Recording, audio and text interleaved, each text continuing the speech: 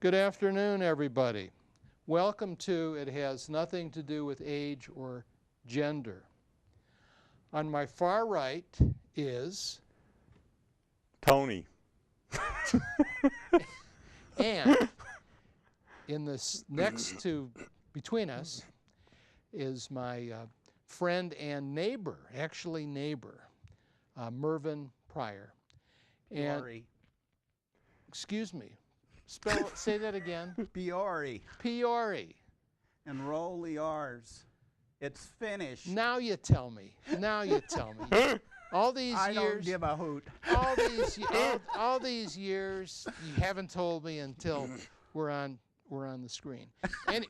Anyway, it's okay. It's okay. I can handle it. So I'm going to call you Merv instead of Mervin. That's great. Good. Call me whoever. I'm not going to call your last name, but I'm just going to call you Merv, since I may not be able to roll the R. But in any event, Merv has this actually 1,100-mile buckle. They don't make them, but Merv has one. 1,100 miles on the Tevis. So does this horse. And it's rocky. My horse has 12 in a row. We're going to get to that in just a minute, but before, just hold on to the bit. This before. This is about mental toughness. But before we get to the idea of mental toughness, there's a quote here that I'm going to read to you that I would like you to respond as to how it relates to either you or Rocky or both of you. It's by Ovid.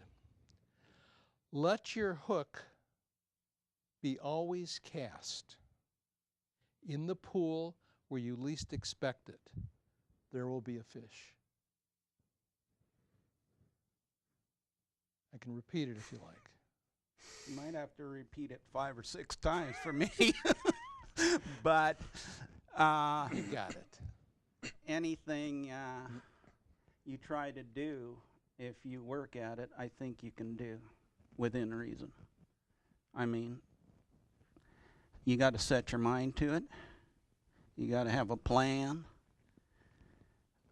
And then you execute. And you've done that at a very advanced age, much more than I have. Don't give me this advanced age crap.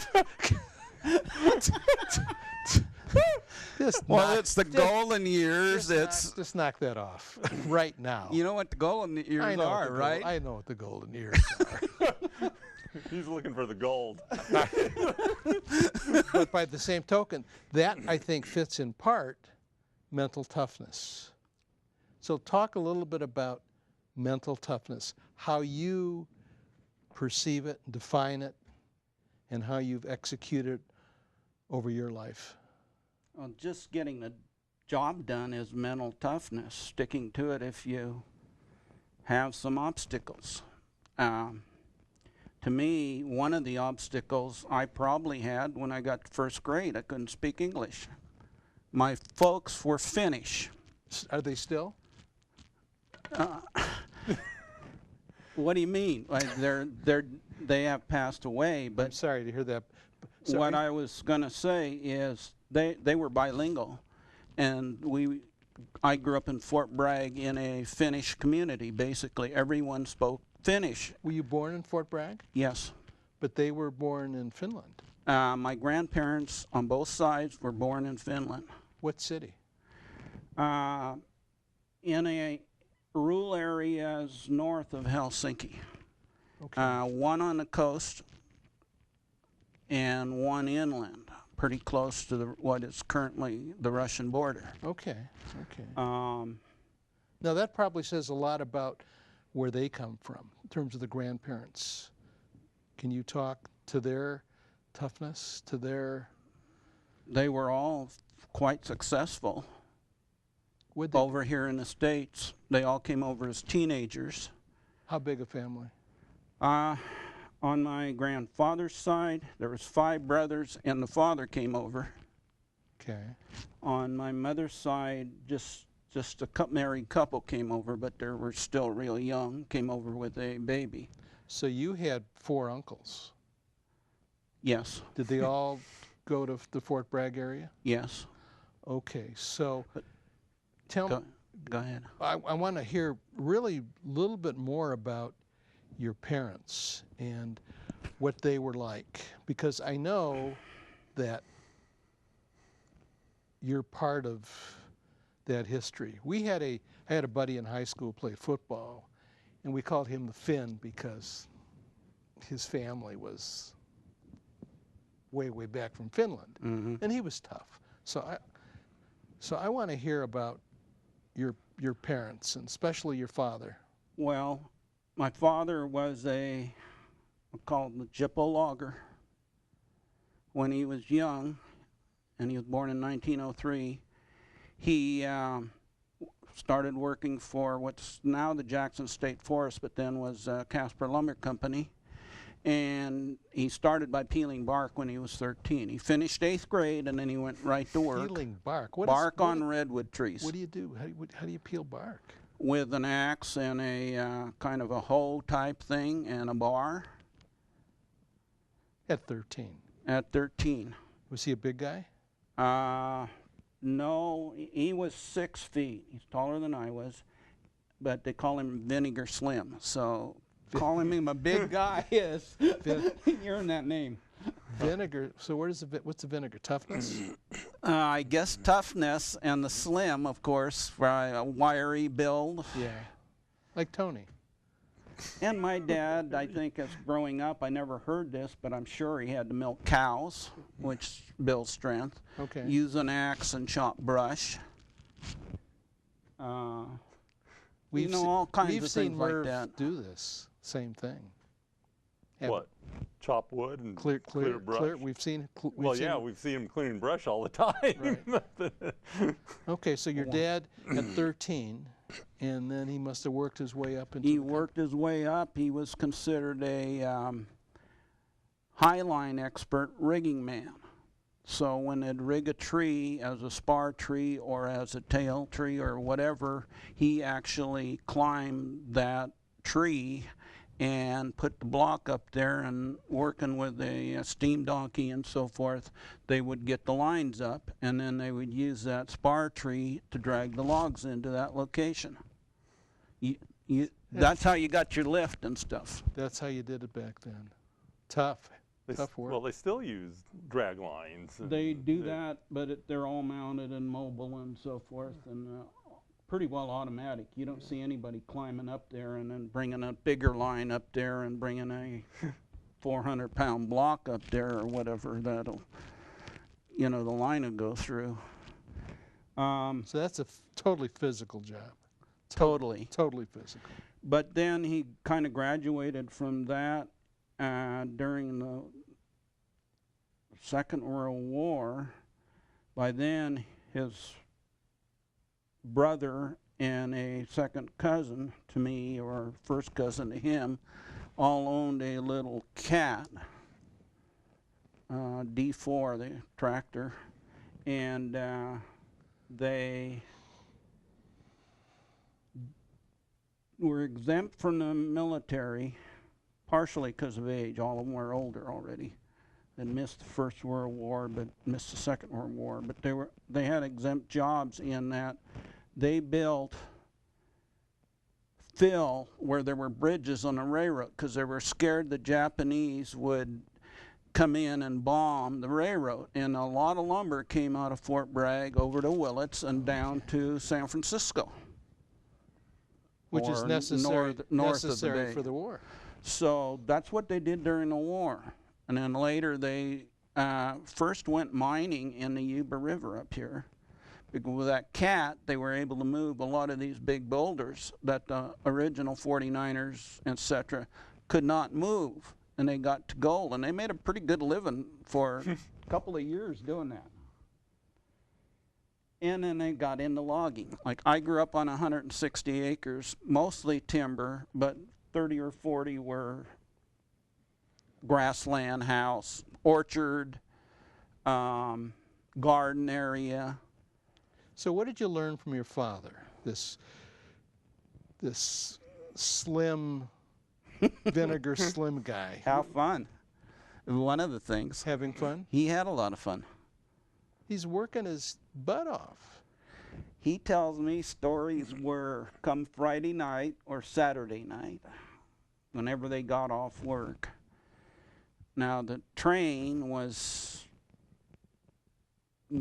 our place was 3 miles off the coast, and where he was working, depending on where he, what location they were in that year, they would hop the train and ride on top of it back in with the logs and party all night or 2 nights, and then catch it the next morning. On top of the logs? Monday morning. On top of the logs? Yeah. That doesn't sound like a party to me. When they got in, they partied. And they got in, they partied. Okay. My father did not get married until he was 39. Really? Really? And why did he get married at age 39? He met my mother, who was visiting Finnish family, cousins, etc. here. My mother was from Upper Michigan, What Peninsula. part? What part? They call it Iron Country, and Ironwood? Ironwood's close in there. Okay. Back toward the west more, once you get the Upper Peninsula. Okay, okay. So she's rugged too, because that's rugged country. Yeah, well, she grew up on a basic ranch with dairy cattle, and they did some logging, and they raised vegetables, etc., etc., etc. And she finished 8th grade and then went to work in Detroit, or Ishpeming, actually. Okay. In-house type work. I never met her in Detroit. So what kind of things did you guys do together? I mean, like with your father, and what kind of activities did you guys? I remember him taking me fishing when I was 6, and we hiked about 3 or 4 miles up what's Jackson State Forest and caught a bunch of fish. At 8, I was hunting regularly with them, along with 2 cousins. The 3 of them who worked in the Jippo logging at that point. I was born in 42, so in 1950 and on, we were out in the woods a lot. I'd help my dad a little bit, but also we did a lot of hunting. Doing what? One of the things was unhook the chokers when they drug a log into the landing. Sometimes help actually, when I got a little older, set the chokers, and also when they would load the logging truck, they had one line had come down and then it split. And you had to get that choker cable tight when they put pressure on it, or it would slip. Okay. And you'd almost sometimes have to notch a log a little bit on each side and put it across it. Okay. And then when it's done on the other side, then you could lift that log. They didn't have loading machines in those days. You were at? Well, the cable and the block was it. Okay. An A-frame is what they created. But the point is that you work with your dad and fish, hunt with your dad. Yeah. And without him, when we turned 13. What happened at 13? Why is that so magical? Well, we had driver's licenses, or could at least drive. You didn't have a driver's. 13? You didn't have a driver's license at 13. We drove, okay? Okay. So then you became more on your own. We were more mobile. You were mobile. So the horses, you grew up with horses then, right? Not initially, but a neighbor had mules, and I remember a time when there were some wild cattle out there on the Jackson State, and my father shot one of them, and it was a big bull.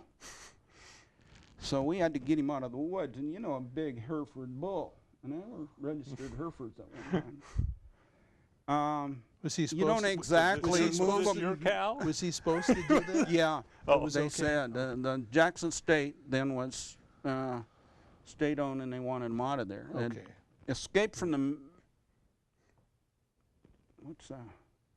anyway, a ranch where there's a little lake, McGuire Ranch, on Highway 20, about 6 miles out of Fort Bragg. This one time we were hunting, and I heard boom, boom, boom, and next thing I'm pretty close to my father. The dogs we use dogs in brushy country, and the dogs are just raising hell.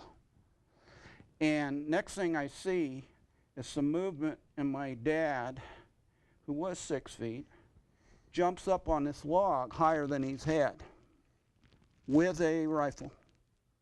One jump. That's pretty impressive. It was, to especially me. Now, and then I saw the heifer charging him.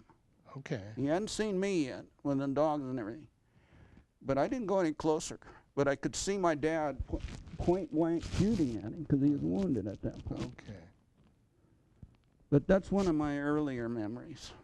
And if you ever go to the Jackson State, you may have been over there. Larry Shea used to do some rides. Camp 1, that was up the hill from Camp 1 about, quarter mile or so. Huh. So, okay. Your backyard. Yeah. My backyard. The Yeah. Jackson State Forest is my backyard. Backyard. One of the neat things later is I worked for many years later, worked for Jackson State Forest, or did forest practice, and I actually reviewed a harvest plan and was the inspector on a plan on our home property. This is years and years later. Really? That was neat. So you went from home to home. I mean, basically. Basically, you yes. never left home. Not until I retired and moved over here and built a house because we like the Sierras better. Okay, so you were in the Fort Bragg area till what year? And I graduated in 1960. I had joined the Army Reserves as a high school, about 6 of us jocks had. And the next day, drunker than hell, we're on our way to Fort Ord. And that was a rude awake. That was a good decision. So what kind of sports were you doing in high school? Football and baseball is what I did in high school. Okay. So you weren't. And I ran some track. You weren't any track. Were you riding at this point? No. You weren't even riding? Well, I had ridden at 13. My 2 cousins and I all were the same age, and they had horses, and my dad had got us 1 horse, which shared by my younger brother and my 2 younger sisters. And we took off as 13-year-olds and went hunting off the Sherwood Road. And we were gone 3 or 4 days, slept on the roof of the old cabin. When I was born, my dad was living about midpoint between Fort Bragg and Willits, or Highway 101, okay, on the Sherwood Road. And there's a camp out there, and then they were doing tan bark for the boots. The Army wanted tan bark to cure the boots and shine them and everything. And that was they'd fall the oak trees, the false oak or tan oak, and then peel the bark off of them and dry it and ship it. Mm-hmm. So that must have been a thriving community back then. Well, there's communities all over back then because a lot of the logging camps were that way. They were. I mean, it'd spring up when they were logging the area, and then it'd kind of close up. But there'd always be, they're logging old growth then, so there'd always be somebody else move in and make some split stuff or something and clean up a little better. So it's not surprising that your career was dealing with trees. Well, I love the outdoors. I always had it. I'm one of the few, really, when you start looking at people with degrees that get to do what they really want to do or what they major in college. There's a good percentage, but it's not real high. You went to college? Yeah. Where'd you go? Well, after the Army, to make the full story, I got a job in a local lumber mill. And about one paycheck later, I decided this wasn't for me, and I was going to go to college. And after that, I stashed away half my paycheck or better. Okay. And first thing I did is went to junior college, and it was a technical forestry college in Susanville, up north of Reno, but in California. Right. Okay.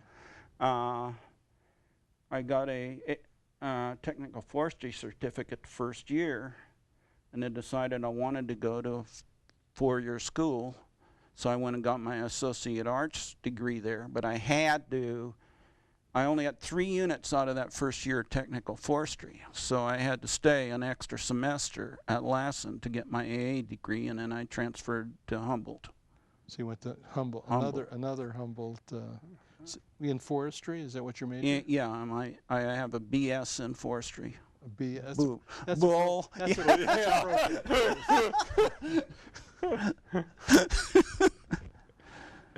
But I got married in my senior year there, and I missed at Humboldt. getting at Humboldt. Okay, so And you're at how one old? point I was working You're 3 how, jobs. You're how old at this point? I graduated in 60 from high school at 18, and I got my BS degree at 68, All right, so you're 28 years old. I guess, 27, 28. Okay, so you're getting married. And why'd you get married? I loved her. Well, that's a reason.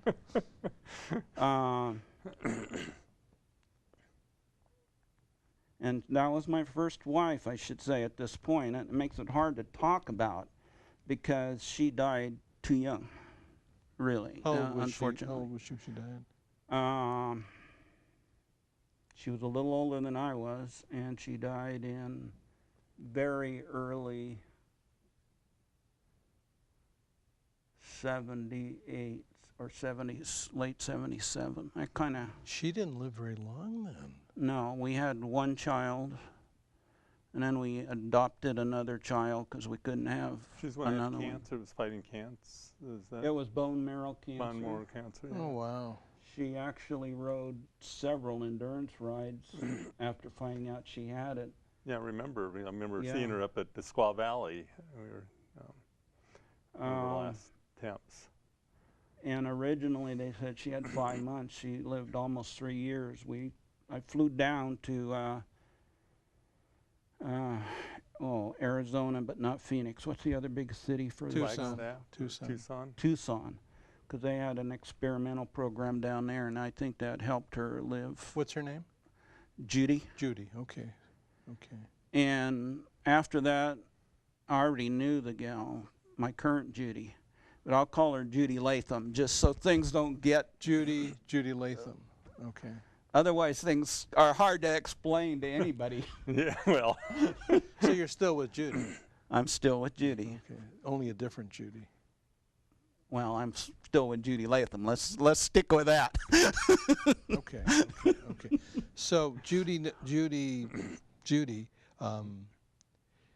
When did she get a diagnosis of cancer? I mean, because you're telling me you were only married about 10 years then. Yeah. So when did you know she had? It was in San Francisco at UC California in the city.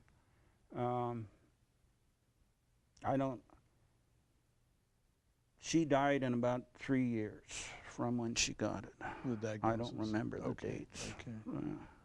That was a crazy time. I've got one son, and then we've just adopted another son. Just prior to this? Just prior to Wow. all that coming on. Oh, wow. And then I leave the job with Placer County Assessor's Office. Okay. And How'd you get from Humboldt marriage to Working with Chuck. yeah. I kicked his butt at handball. Is that how? Let me tell the whole Placer story. County Assessor's Office. I was their timber appraiser. Placer County? Yeah. But let me tell the whole story. I had worked for the Forest Service for 4 summers and some other odd jobs while going to college. Okay. So I had a job waiting for me with the Forest Service, or USFUS, when I got out. Is that federal? Yeah. Federal job. U.S. Forest Service, USFUS. Because Okay. they have an ologist for everything. As a forester, you can't do your job. You just got to coordinate input practically. Really? They have an archaeologist, a sociologist, a ologist, you name it, they've got it. Okay. So that's a joke around. And most of the people I work with later. That's an in-joke. You didn't laugh either. You didn't get it. But anyway, a lot of us who are with the state of California on the forestry side or retired from them, that's the term we use because we had a lot less of that going on and we can do true forestry work. Mm-hmm. But anyway, I was with the U.S. Forest Service for 8 months, and I didn't like it when they sent me on a fire for 3 or 4 days and didn't even tell my wife. I could understand that. That's the third time it happened. I told them, I bawled them out. Well, I bawled out the lady who should have been doing it. Come to find out, not too long later, she was having an affair with the married ranger unit chief. Okay. And, you know, my marks on my, I guess it was 9-month report weren't the best, but I was unhappy too. My wife had already, first Judy, was working down in Merced already. So I got on with the Merced County Assessor's Office. And I got a pretty good raise out of it, like $75, $80. In those days, that was a lot of money. It's a big deal. Mm-hmm. Big deal. And I guess I had some ability. Well, I'd been doing appraisal and timber management with the Forest Service there, working on sales and the appraisal of sales. So I fit right into the appraisal thing, and it didn't take me long. A couple of guys took me under their wing. And I was doing fruit and ranch land and range land appraisals and farming appraisals. I wasn't stuck on houses in the middle of the cities. And as soon as I had my associate appraisal certificate, I couldn't stand living in Merced. If the wind wasn't blowing 90 miles an hour, it was foggy. Or it was too and hot. If it wasn't foggy, it was too hot, like Tony says. It's too hot. You been there? I've been to Merced. And anyway, so I sent out a whole bunch of letters the second I knew I qualified. And Placer County returned, was the first I heard from. And come to find out real quick that they just... So you didn't know about this area until then? No. Well, I knew it. I'd done a lot of hunting in the Sierras with my dad. You did? Okay. But you weren't mostly north of here. You weren't doing endurance riding yet then? No. Okay. This was all before endurance riding. Was Chuck working in the assessor's office? No, I worked there for a while before he came. Okay. But anyway, at 270, I came on board at Placer County and immediately started doing timber appraisals, because I had the background and they didn't have anybody because the guy who was there before me had a heart attack and was in the hospital. So I stepped right in, and my whole area is where the Tevis Trail goes now. Mm-hmm. And the first house we bought was in Christian Valley, and there were trails there then, and it wasn't well developed. Okay. So this is in 1970. This is in 2 of 70. I moved here. 2 of 70, mean February 70? Yeah. Okay.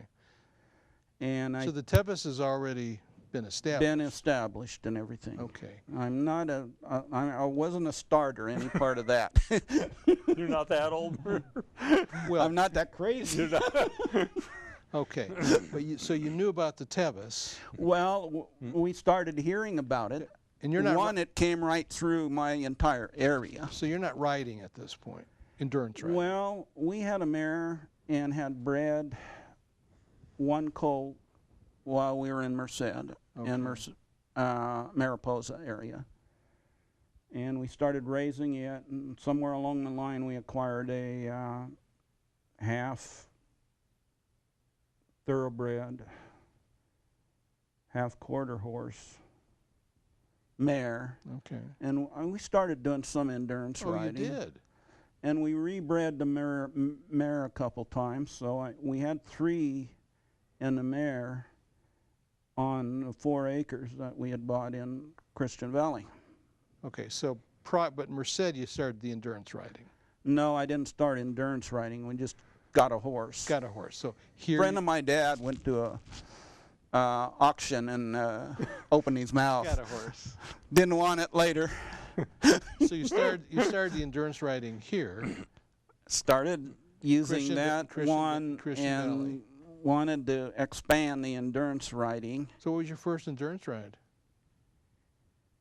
I think it was with Cliff Lewis off of Mount Rose down to, what's that lake out of Carson City across 395? Not Washoe Valley or that Washoe Lake. Washoe Lake, okay. On a borrowed horse, a Rush Creek horse Okay. that Cliff was using on his dude string. Huh. For Yeah, experienced for riders. experience, okay. Yeah, okay. The next ride I did, I tried to do the Virginia City on that mare we had. You went from a 50 to 100 the next ride? Yeah, Explain the logic in this. no logic. Dumbness. Challenge. Challenge. Uh, So you're not. But You're I not. had you're done not- by you're now, not- I had You're done not dumb. I had by now, my folks had the horse that I used to bring the cattle home. If we needed money, there's more than one time I swam the Noyle River to go get the cattle home so we could Are pick they out still a, up in? They lived their whole life in Fort Bragg. Fort Bragg. Hold on. Okay. Okay. The family no longer owns the main homestead property. Okay. That was sold, I was still at Humboldt, so that was still sold in about 64. Okay. And they moved into a mobile home closer in. Okay. Anyway, I got used to horses then. My cousins and us went on a 3-day hunting trip, riding horses. I had an experience where on that trip, we wandered down into the San Francisco Boys and Girls Club, which is on the upper end of the Noyle River. And they really were impressed with these rifles we had with us. Okay. These kids are bug-eyed and Who are these guys coming? But you weren't dressed in camouflage stuff. No. Like they do nowadays. no. Okay. But, I was comfortable with horses. I got on a crazy thoroughbred that my girlfriend had that come off the racetrack. Wasn't scared to do that. Early on, I brought a horse from my cousins who lived about 6 miles north of Fort Bragg back to the ranch. So that was about a 10, 12-mile trip. And the damn horse broke a rein. And he started running on a logging road that was heavily used.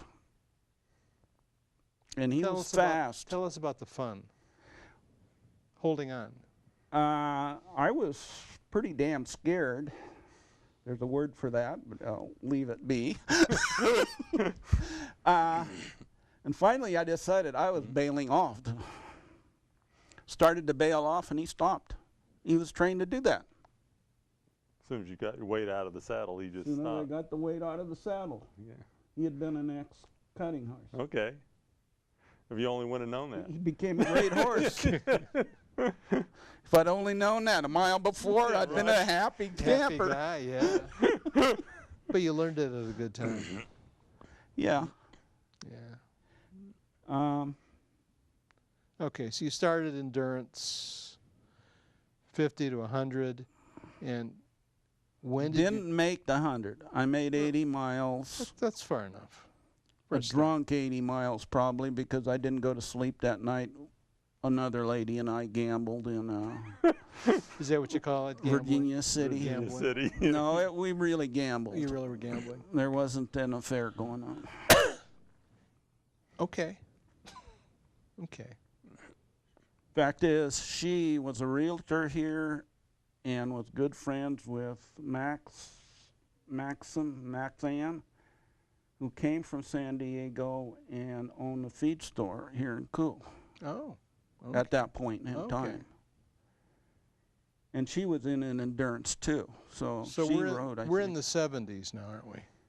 We're in the mid-70s. Mid-70s. Okay, so now we're in the mid-70s. So let's jump ahead to the first ride and tie. You got First ride in time. You got a was down buckle. at- You got a buckle to show everybody. Yeah, I got a buckle in. That was at Castle Rock, but down by Davenport. When the buckle from the first ride and tie, or was that the second ride and tie? This is from the third one. Oh, the third one. Okay, I got my dates mixed up. Yeah. Which one do you want to talk about? Which is the best? The hardest damn thing I ever did is right here. Okay, put that on the camera. I don't know if the camera can pick that up, but Probably can't. 1978 ride and tie buckle. Forest Hill. Hotter than hell, humid, running out of water. What else? Dust and more dust. Dust a foot deep. More than once I stopped and got everything out of my shoes and the rocks that were in the dust. The ride got extended the time so people could finish because it was such a tough ride by an hour. But we made the cutoff, my partner and I, by 5 minutes, even though we missed one tie, the first damn tie of the day. Who was your partner? Harris, Gene Harris, out of Potter Valley. Okay, don't know the name.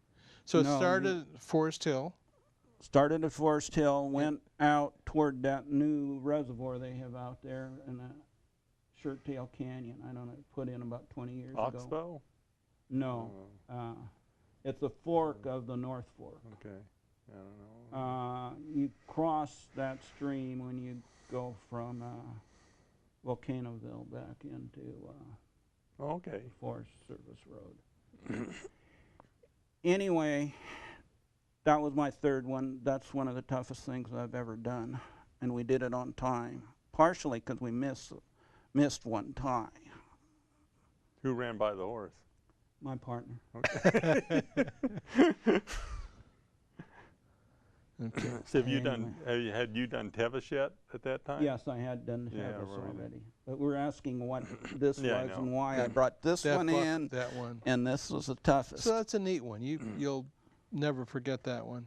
Well, I won't forget the other two either. My first ride and tie down Davenport, or at where Castle Rock ride was held out of, was earlier than that, obviously, and that was a stampede start or a shotgun start, and I was on that little mare, and I got run over by a horse. Oh, The you horse did. my horse got bumped by somebody who couldn't control theirs and knocked sideways. She was lucky she stayed on her feet. I kind of ended up on her neck, but I kept her up and stayed up, and we finished that one. Good. But my partner also missed the first tie on that one. Same partner? No. Who was this one? Nobody would do two riding ties with me. Well, so far, well, maybe it's the person tying the horse. Where are you tying them? Now, come on. Behind a rock? You're blaming Merv. Well, yeah, two in a row, miss. No, the second riding tie, we got all the ties right. We got all the rest of So the who was ties. that partner, that other partner? You know, I don't remember. I could Really? find it in here in the forum if you want. Okay, His well, this- wife has done a bunch of Tevises. Okay. I forget his name right now. So is this 77? Castle Rock 77? Might have or been 76? 76. I don't know. Didn't 'Cause they this do is- it there 2 years in a row? I Or doubt it was a it. little bit I doubt apart, it. but I doubt it. So this is really the start of ride and tie. pretty much, yeah. Well, Levi's had done, what, 10 or 12 Not by the time not this by then. forced. Not by- I'm not sure when Levi started, okay? Well, ride and tie started in the 70s. Yeah. Okay. And during that early mid-70s, my wife also started riding some endurance ride. We'd switch off. and she did Cow Mountain all by herself and had a wheel fall off because then I was driving a pickup that had been in an accident. Luckily, she was right at the gate of the fairgrounds, and some of the sponsors of the Cow Mountain helped steer the wheel by hand to get her back in, because that was a destination ride. You didn't finish at the fairgrounds and stuff. And at some point, I did the Big 5 on some horse, and I don't really remember. Cow Mountain later. Did the Nugget, which we call the baby Tevis, because you're getting yourself ready for the Tevis. My wife did Drake's Bay. I did Castle Rock. What was the other one we did? Oh, American River. American River. Okay. My wife did American River, Judy, before we did any Tevises. Okay. And Yeah, because American River goes back. That's a lot. That's a lot. Longer, older rides. Yeah. And he did okay. That was his first 50. And then got ambitious. Let me tell you about meeting Wendell Roby. Here we are. I'm graduated. He is that old. Did you want me to do something else? No. Go ahead. I'm just playing. Anyhow, I'd been out of college 2 years, because I graduated in '68, maybe 3. And I had a partner who you did a lot of the field work in for forestry, got real close to, and also his wife, and my wife Judy. So you could camp at Robinson even then, and they came down to Robinson they brought one horse, we had the one horse there, to camp, visit, and fish. So we were there on a Saturday, and we rode from Robinson, well, the girls rode from Robinson to the Cedars, and I introduced them to this bunch of the people up at the Cedars, because I knew all of them. I had to appraise them or assess them every year, because that was timberland area. And girls rode up, we drove up to Joel and I was my teammate, really, you'd call it. And we went fishing down in North Fork into the Royal Gorge. Got back out of that hole about 4 o'clock. And it was our turn to ride the horses back. The girls had a good time, drank some wine with people I knew, and they drove the truck back. Well, here's Joel and I riding, and God, I'm sorry. It's a blessed lot farther when you're tired at the end of the day than when you drive up in a car. Really? What an insight. So every time. Anyhow, it's a rider's moon. It's a Tevis moon. Coming up. Mm-hmm. A week away, kind of. Very little moon, really, at that point. And we pull in about midnight, it seems like, and go to sleep. And in the morning, get up, and here's Wendell Roby, who I recognized by then. Okay. In an orange trailer, in his old truck. He had money for, multi-$1,000 rig, but it wasn't. It was an old cowboy rig. And he's out there by himself, this old man. Little old man. I'd heard of a Wendell, and I thought he'd be a big, giant, impressive guy. Well, he's impressive in some ways, but so we talked to him about an hour, and he goes out and rides down to the bottom of Duncan Canyon, and I don't know how far up Red Star he went, and came back, and we talked to him some more. We didn't go riding that day. You didn't. That was the introduction to Wendell. So what was your impression of him? Quiet, but authoritarian. Explain. He knew what he was talking about. What did he talk about? Do you remember? Riding the Tevis. Riding Tevis. Basically, is what we're interested in horses. Okay. Not his banking, not where we lived, just riding horses in general. Okay. And we didn't get that much into riding at Tevis, just training for the Tevis or training a horse to be a good trail horse. What were the secrets? The only one I really remember coming through is don't overextend your horse and ride the way the trail dictates. Smart. Common sense. Tony. Smart. What do you? Yeah. Yeah, pretty Smart. much common sense. Smart. Smart. Smart.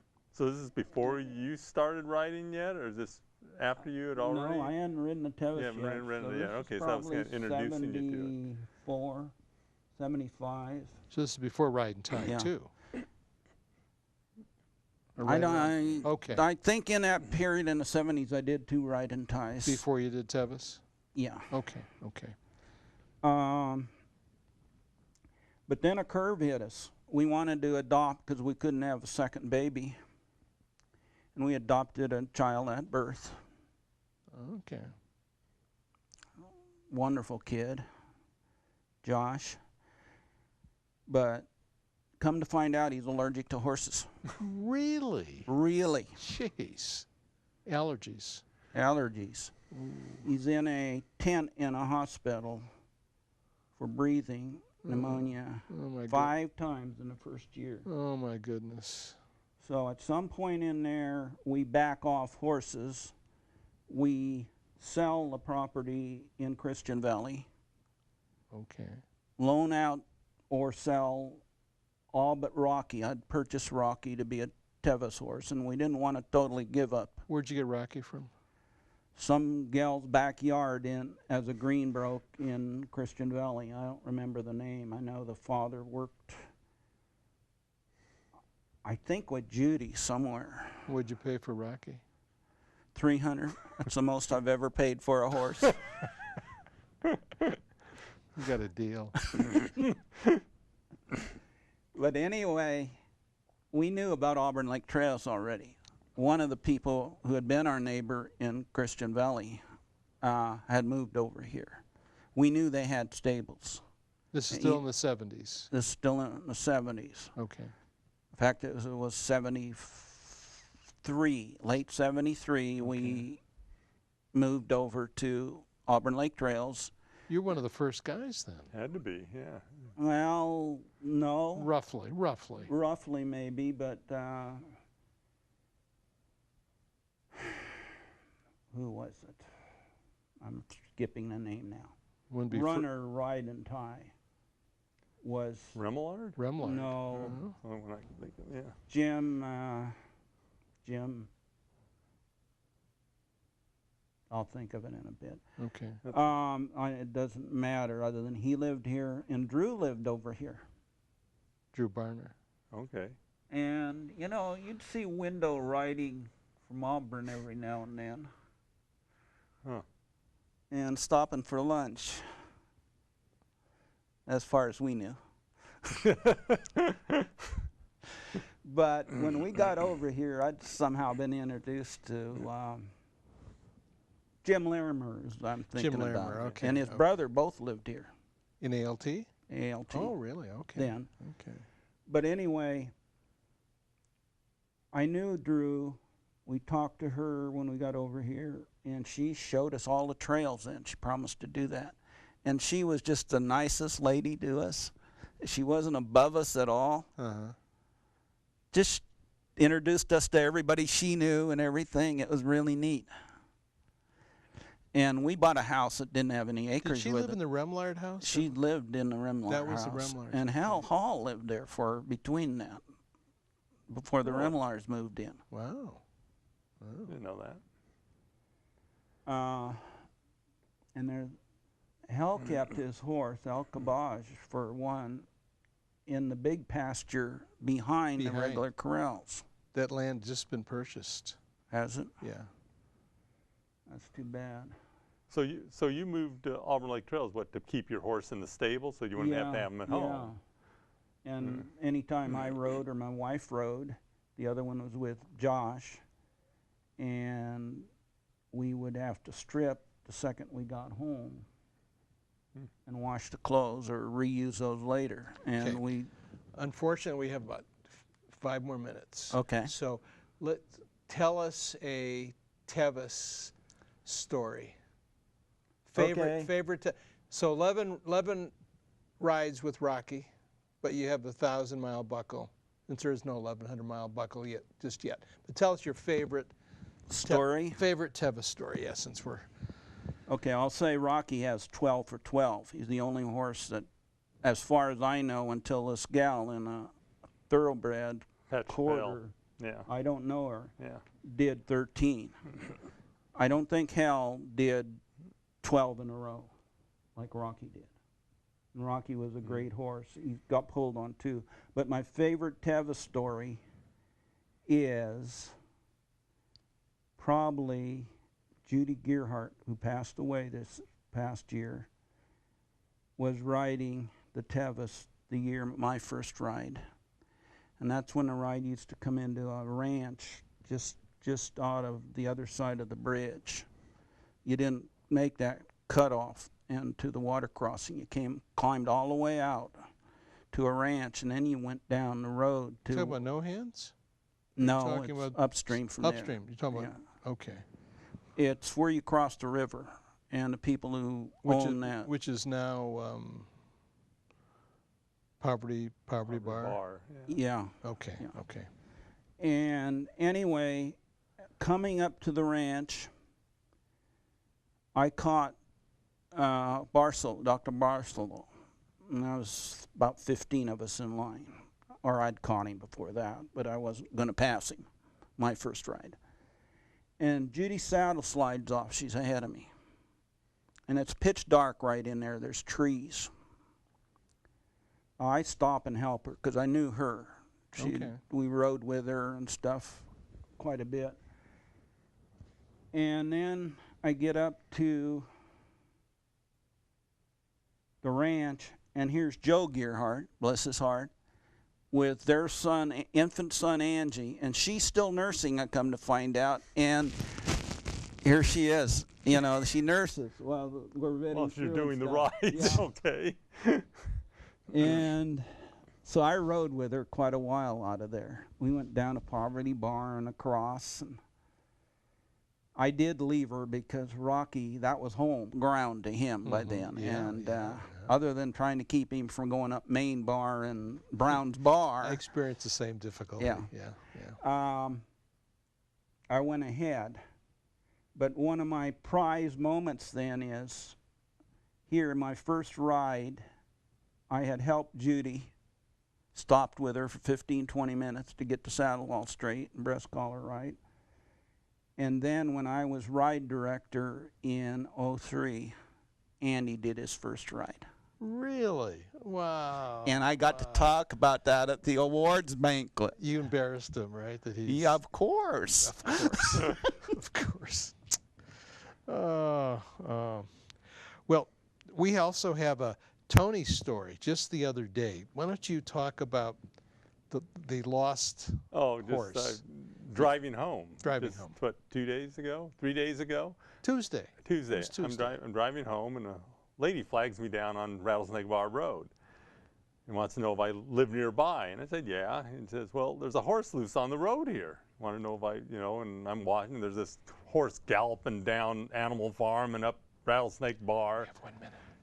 And basically said, well, yeah, so we rescue the horse. We put it in the only open corral we can find on the road just to get him off the street. I leave a phone number. The guy calls me about 5 o'clock in the night. Says, what is this about a horse lost in the street? And I had your number. Yeah, this horse was lost. I put it in your corral. Is it yours? He said, yeah, it was mine. I'm getting ready to do the Tevis this week. And, so he's thanking the heck out of me for finding his horse on the road. But So that puts, Yeah. that culminates our program. But it was funny. He was doing the Tony's ride. good deed, your good deed. It came back in 2003. Super. I'm pleased that you came on the show, Merv, and obviously there's more to tell about your I story. could probably have another hour with some better stories. We will have you back.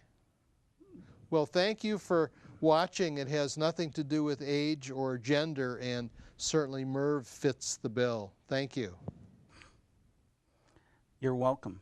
I enjoyed it. I may act like I didn't. I knew.